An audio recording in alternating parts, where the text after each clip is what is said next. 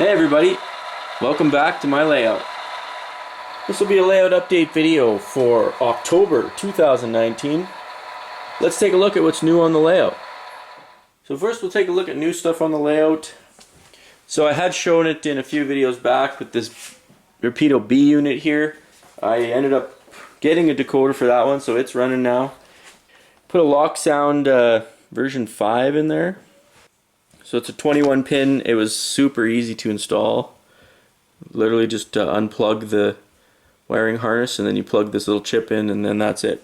So that's the decoder I ended up putting in there. Didn't have to do anything with the lighting or anything. It's just plug and play, which is nice. A little on the pricey side though. These ones are about 130 bucks, 125 bucks Canadian. And my friend Justin, luckily he has a lock programmer and he did the whatever they call it, full throttle sound, put the correct prime mover in it. So that's all done and it's running on the layout. I know our Canadian is not even close to being accurate, but these are all the cars I have. I don't have baggage cars, so don't yell at me. So that's one thing new down here. And we also got a few new cars in, so let's take a look at those over here to the right.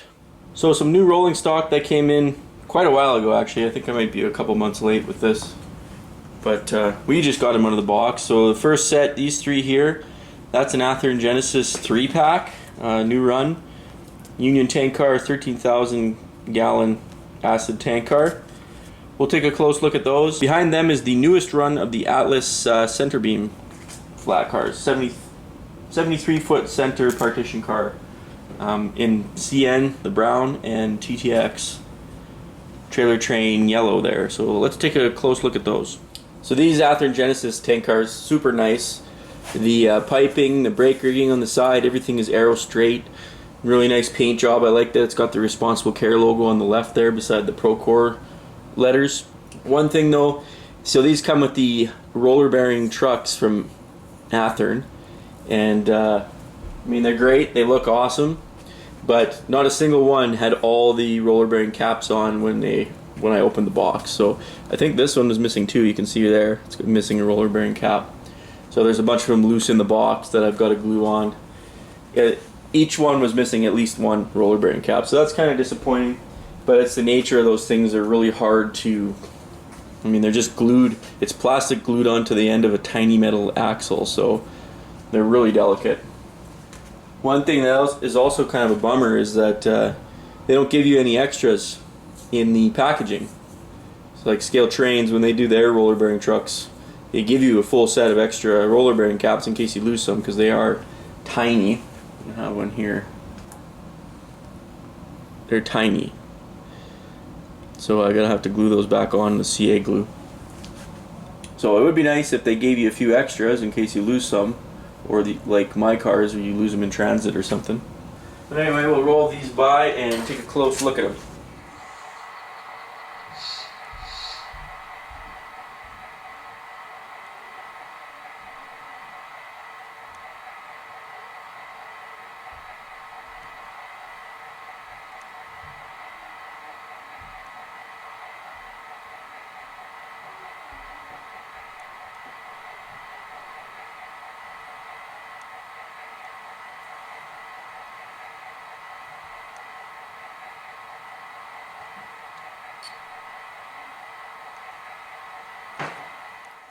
So these Atlas Centerbeams are just like previous runs. They're really nice. Got a die-cast frame, nice and heavy.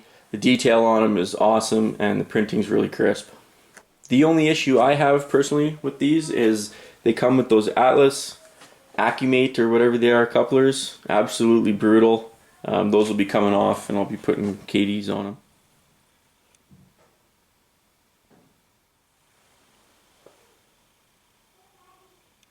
So that's it for new stuff, guys. So I'll just show you quickly. There's that Athearn Genesis 3-pack that those 13,000 K tank cars come in. There's the data on them. And the Masterline 73 foot center partition cars from Atlas. So that's it for new rolling stock. Let's take a look at what's new on the layout. So the backdrops are finally done, for Banff anyway. I got this last piece printed, so the seam, you can just see it right there. I still need to glue that down. But from there all the way over to the far edge, I was able to print that off after quite a bit of difficulty. I'll explain why in a second. But yeah, so the backdrop's totally done at Banff, so I can move ahead with scenery now. So if you watched the last video, I had ran out of paper trying to print that final piece that I needed, the last 16 feet or so of that backdrop. Ran out of paper, so I had to order a new roll of paper. That takes a couple weeks. And I had noticed that the belt was kind of in rough shape on this thing. And the last time I tried to print, there was lots of little chunks coming off on the paper, and it was kind of hitting the wet ink and then drying and then causing, you know, when you went to pick it off, it would cause a white spot on the piece of paper. So I looked closely, and it turned out the belt was completely shredded on this thing. So I went to the internet and ordered a new belt for it. Ended up going down the rabbit hole with this, and it's kind of like in model railroading. You know, you come across one thing and it's a problem and you just need to keep going until you solve it. Like, I needed this printer to print the backdrop. There's no way I can do it without it. So I just had to figure out how to fix it and replace the belt. So I'll put a few pictures in here. I won't go too totally into detail. And it's crazy sometimes the things you end up doing related to this hobby, because I never in a million years would have thought I'd be ripping a 42-inch plotter printer right down to its frame so I could change the belt in it so I could print a backdrop for a model railway. But that's what I ended up doing. So I'll throw a couple pictures, show you what I ended up doing. And it actually wasn't too bad thanks to YouTube. I found a really awesome instructional video on how to do it, and I just followed it step by step and then put the new belt on and then built it back up again.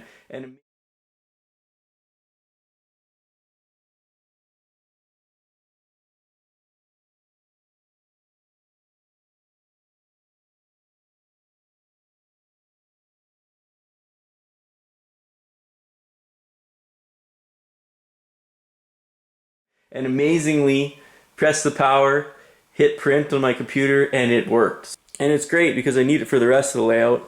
There's tons more backdrop to do, as you can see. So printer is fully functional again, which is awesome, and ready to do the next section of the layout. So over on the Banff side, now that the backdrops are up, I started just putting down the first layer of dirt, so you can see in the corner there, and working this way along the backdrop. You can't really see because we got so many trains out here now, but it really changes the look of it. Just a simple, it's not glued down or anything, it's just sprinkled on with an old Tupperware container. So that's how I do the scenery. Get the first layer of dirt to kind of level everything out.